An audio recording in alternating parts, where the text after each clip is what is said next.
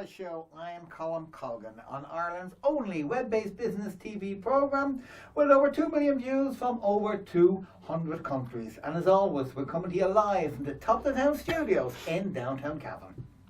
Now, it's said little girls are made of all things nice and sugar and spice. I don't know what to make of my guest tonight because she's all about herbs and spices. Veronica William of Herbs and Spices, you're very welcome to the programme. Thank you very much, Colm. Now, that does not mean you are not made of sugar and spice as well. But tonight, definitely not. You're focusing on herbs and spices. Yeah. We'll talk about the business aspect in a moment. But first of all, as always, we'll find a little bit about yourself. So tell us about Veronica Williams. Okay, well, I suppose I like a lot of variety in my life, and I have had a very interesting career. Started off 16 years of age and worked in an office, and then travelled a little bit and did some work with the Simon community for a number of months, and then eventually I got married and had kids, and I went back to college at night time. Studying social studies and community enterprise and stuff like that. So then I worked with adults and children with disabilities, and then I ended up working in Tala in the local employment office. I worked for Tala Partnership as an outreach worker, and I got opportunities then to train as a trainer. And so that sort of things just sort of snowballed along. How did you get from Tala to Cavan? Well, from Tala to a long way. I didn't know where the hell Cavan was anyway. But anyway, I just wanted to move. I lived in Wicklow a number of years ago when I got married first, and I decided I wanted to. You didn't like South Dublin. You're going to try. That's north it. To Dublin. See so what's up there. we went to Wicklow, and that was lovely. And came back and lived in Tala for quite a number of years. And then I decided, you know what, I want to move. I'd like to get back to the country, and I always had this dream I'd live in the country. And didn't think it would happen so quickly, and that was it. I just got out at the right time and sold up and moved to Cavan. I tried different locations, but nothing was working, and then I spotted the little house on the internet and came down, and that was it.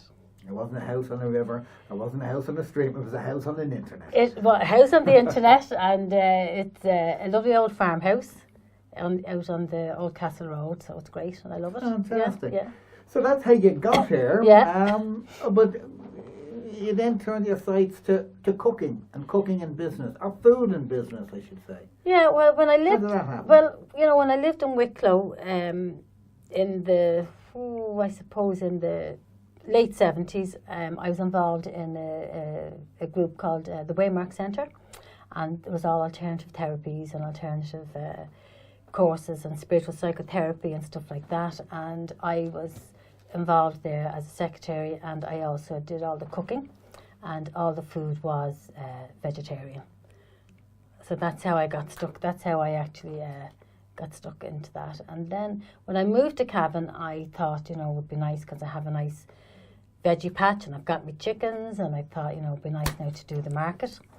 And that's really how I started. And I did got an opportunity then. I just saw it in the paper, and I did culinary skills course with Fulch Ireland in Cavan Institute, and I decided then that I would try a market stall, and that was a couple of years ago. I think it must be 4 years ago, and it was a great experience.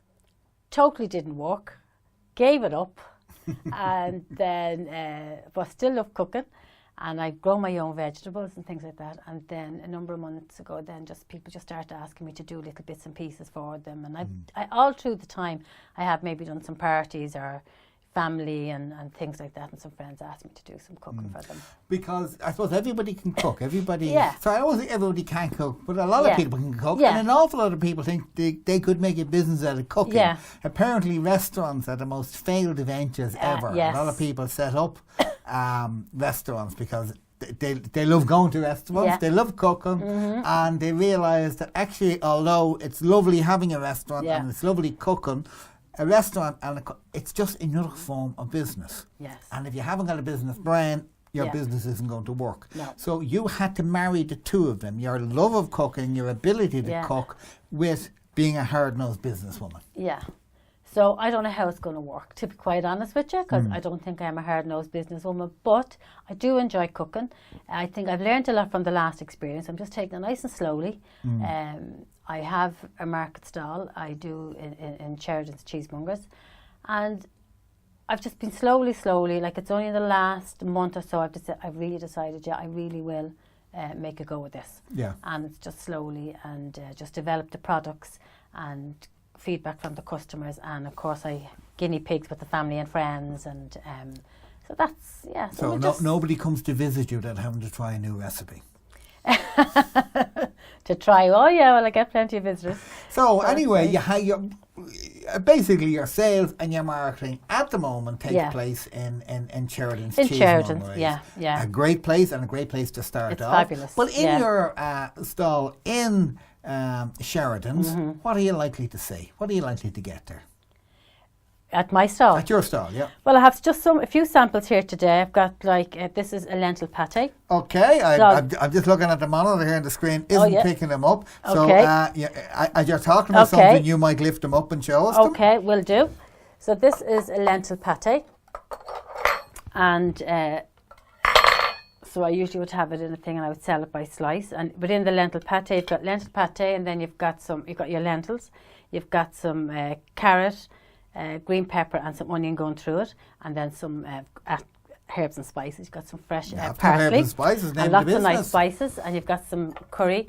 So I would serve that with a little mango chutney and a nice salad. You can actually eat it hot or cold. And you have what looks like battered sausages as well. So this is straight from the chipper. These what I like to call my cashew nut croquettes, and the kids call them my nutty sausages. So I think nutty sausages would be the winner.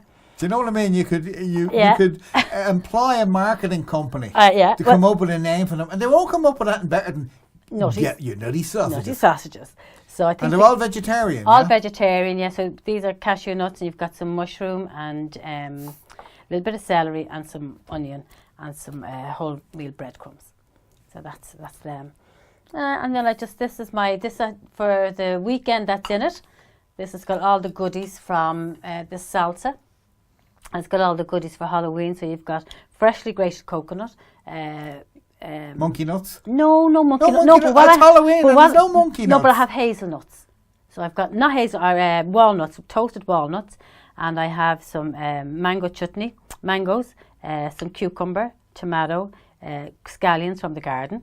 Pumpkin. Still have a few left. No, didn't do any pumpkin. You're only down the road from Virginia. I know. The pumpkin festival. If they win there, you're doing a special at Halloween without pumpkin. I know. They'll be up at your house quicker. You can get a mob outside our house in Waterford. I did pumpkin soup last week, and it went down very well. So that was my contribution to that. So now, these are all very unusual, and they're all things I've never heard of. Where do you come up with your ideas for your menus, for your products? Well, looking through different, recipes, and then you kind of tweak them, and you get ideas, and then sometimes it's just, what have you got in the cupboard? And you might just throw something together. And then as you're doing it, I mean, initially I didn't put in, I actually put some chutney into that, into the lentil pate, but at the beginning I didn't, but I kept saying, need something else. So then I started to incorporate it. So you just sort of come up with ideas. And how much of the product comes from your garden? Well, when they're in season, this year it was great. I had, my celery, my onions, my scallions, all my herbs. I had beetroot, and I had at the moment I have some parsnips, I had carrots, I had strawberries, and this year I had a really big crop in blackcurrant, so I made some lovely blackcurrant jelly, and I've got some red currant in the freezer, so I'll make some red currant jelly coming up to Christmas.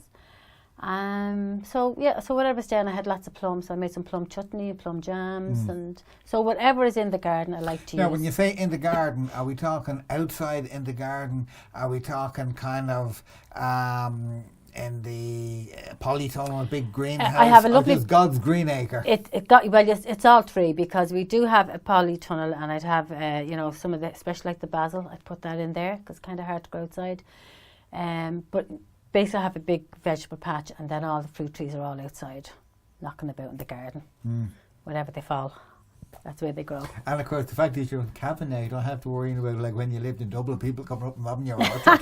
No, I used to do Because that. that was a hobby back then. I enjoyed doing that myself, I have to say. Going up to Bushy Park and on the way you'd... Absolutely, but let anyone try and do it to yours now. That's different. I don't mind. So, do you have a set number of products? Or if I went to your stand in Sheridan's Cheesemongers today, and I came back 2 weeks later, would your range have evolved? Is everything evolving as time goes by? Yes. Or are you just focusing on a certain number of products and just improving them? Well, at the beginning now, I mean, I used to make my own falafels and different things. So your own which? Falafels. Oh, you know, I'm not a culinary expert. Yeah. What's a falafel? Oh, falafel is it's chickpea based, and you've got some nice herbs and some spices, and they're just like little balls, more like a Moroccan thing. Just roll them into little balls and just pop them into the fryer, deep fry very quickly because it's already cooked. You have your chickpeas already cooked. But anyway, I used to make stuff like that, and very time consuming. So I have a set menu, but then last week one of my new products was I made a celeriac. Celeriac is kind of it's in season now, so I used that and I made a nice terrine out of that, and that went down well. And then I have this is one of my meals. It's butternut squash with cherry tomato and Gruyere cheese and a bed of basil leaves, and then this crumble on top is just some brown bread with some butter and some Parmesan cheese going through it.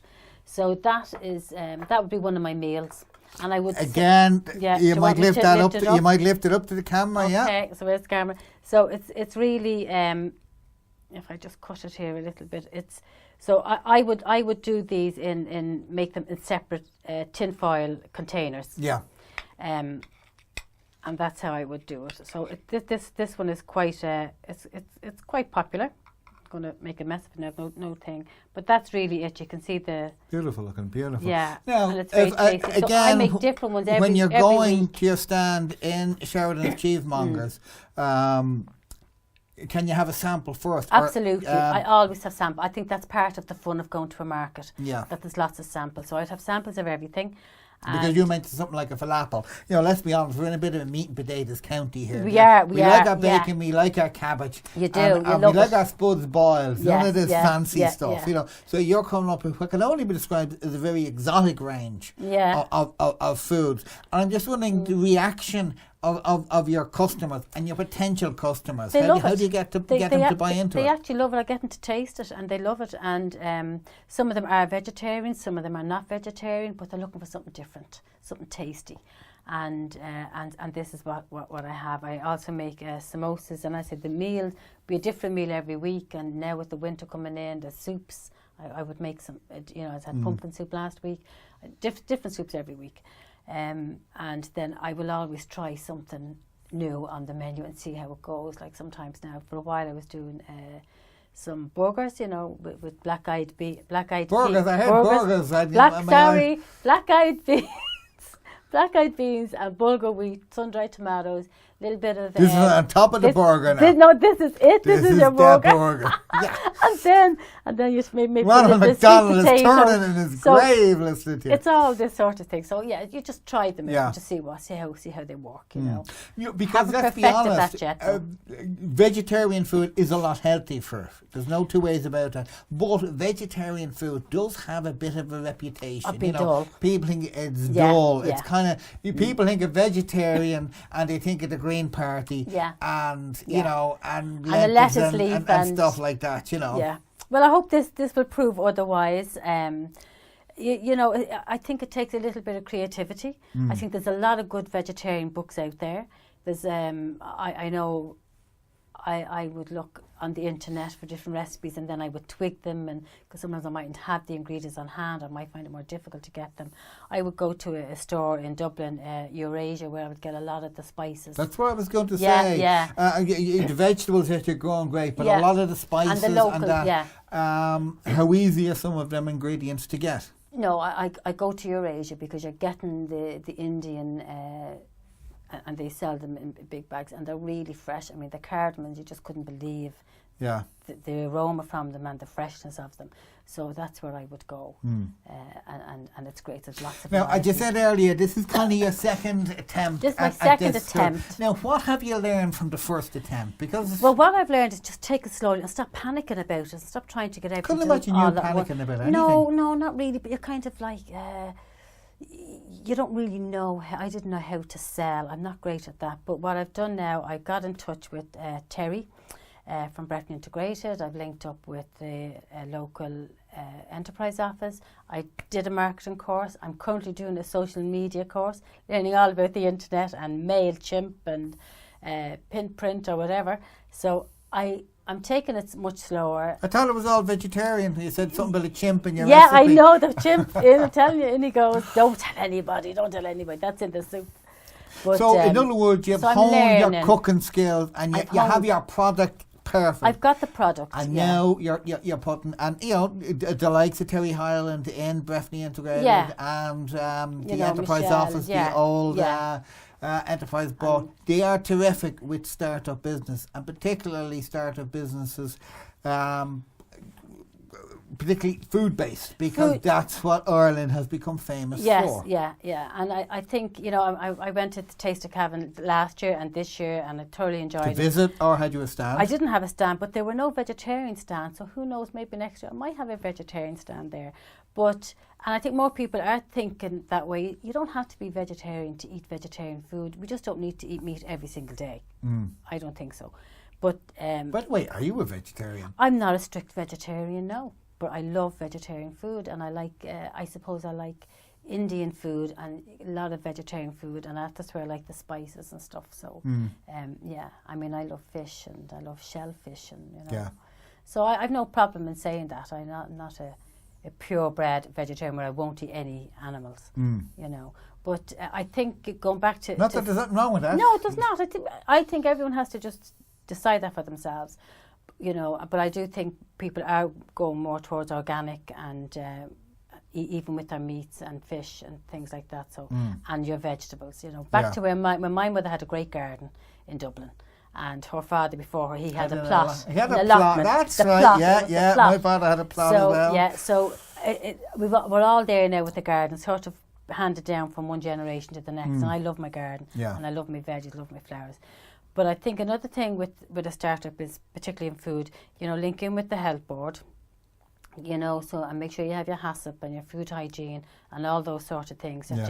In fact, I guess last week, Una Monaghan, who kind of mentors food companies in startup, has written a book on it. Yeah. It was one of the things that we discussed, and it was we used the same example last week, so I'll use it again now. If I decided to set up a factory making widgets, I make widgets and I sell them. And I meant between this week and last week to find out what a widget was. I still don't know. I don't know. But if I'm doing that in food, the first thing, as you said, your first point wasn't get a bank loan, get money, no, your first one was be in touch with the HSE, you have to, get all your health certs first. So you really have to know your product and really be in love with your product to go down the food route in a business, because of the fact the first thing is your regulations. Yeah, you've got to have that right, because then you feel comfortable about it. And I mean, I do not have a big fancy kitchen, and I'll say that now. And Diane was out with me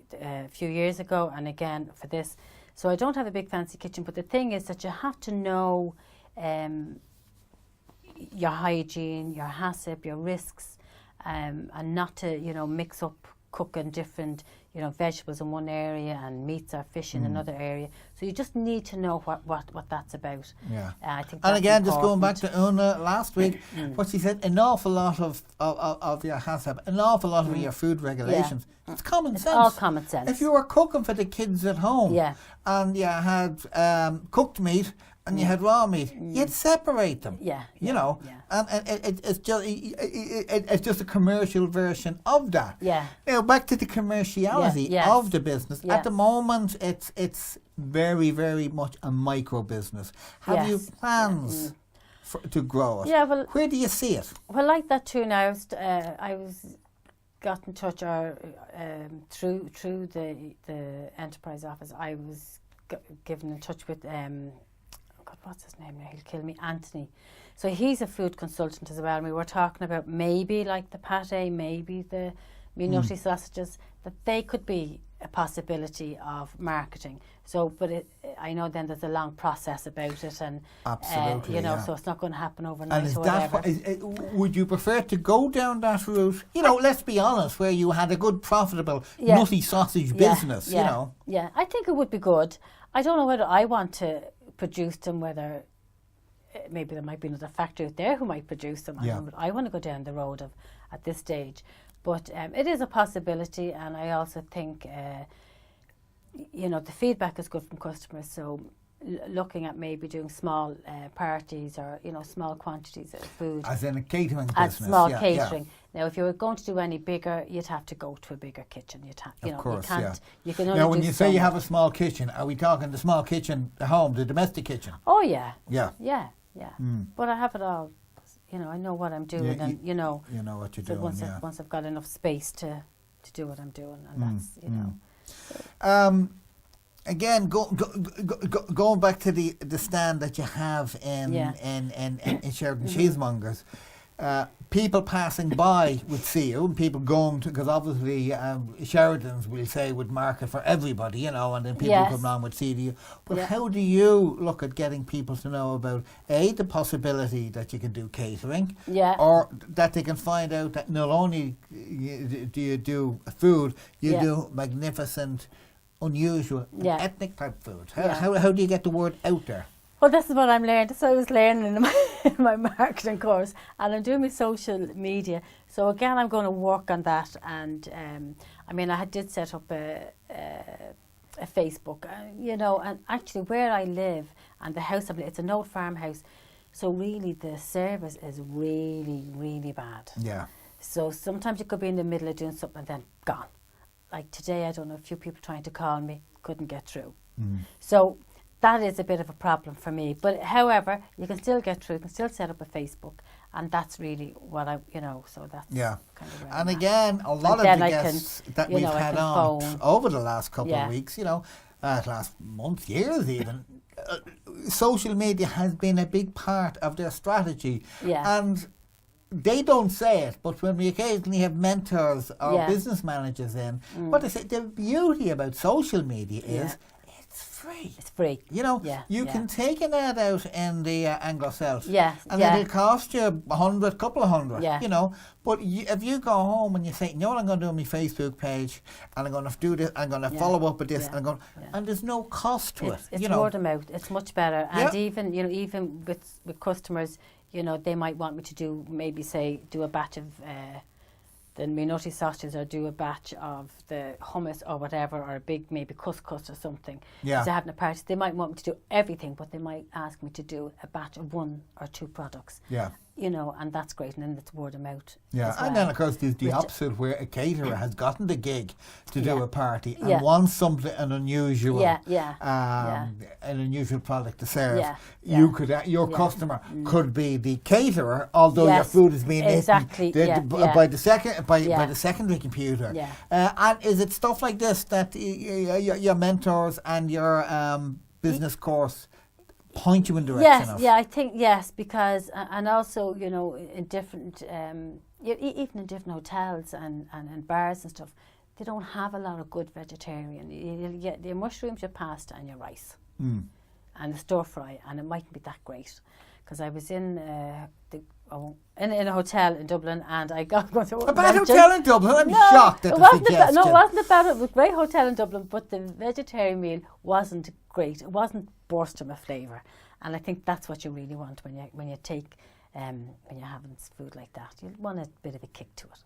So I don't know where it's going, but think. So what would have been different from that vegetarian meal that you got than what you would have given? What's the magic ingredient that you put into it?